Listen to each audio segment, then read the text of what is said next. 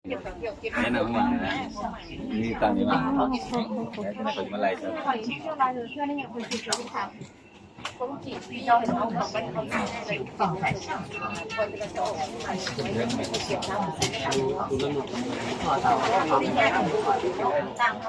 นั่งจะเจ้านั่งชิดตั้งเชรถไฟเด้อ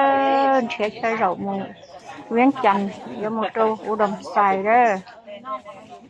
Dear passengers, please put your luggage on the luggage racks carefully. Please put the heavier luggage on the lower layer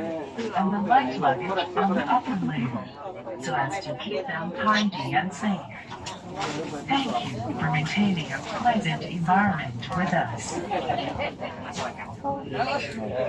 สบายดีท่านผู้โดยสารทุกท่านในเวลาทานวางสัมภาระนิทานไว้ในสั้นติดเนื่องเชิงของกรุณาวางไว้ให้เป็นเกียรติเรียบร้อยสำหรับเครื่องเอานัดกรุณาวางไว้ที่สั้นลุมเครื่องเอาวางไว้ที่สั้นกระลึงเครื่องยาววางไว้ทางขวานเครื่องสั้นวางไว้ทางตั้งเพียงเดียวนี้จะมีความมั่นคงและปลอดภัยคิดให้ภายในปลอดภัยและความเป็นระเบียบที่สว่างเรืองน้ำตา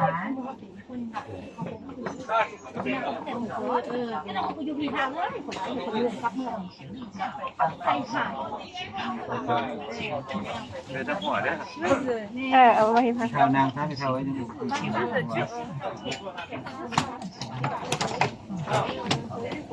坐在航盛馆航班，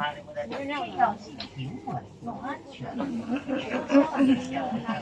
先坐下来呀。Dear passengers,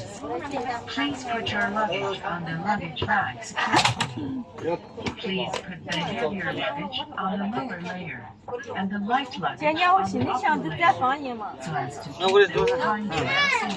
safe. Maintain a pleasant environment with us.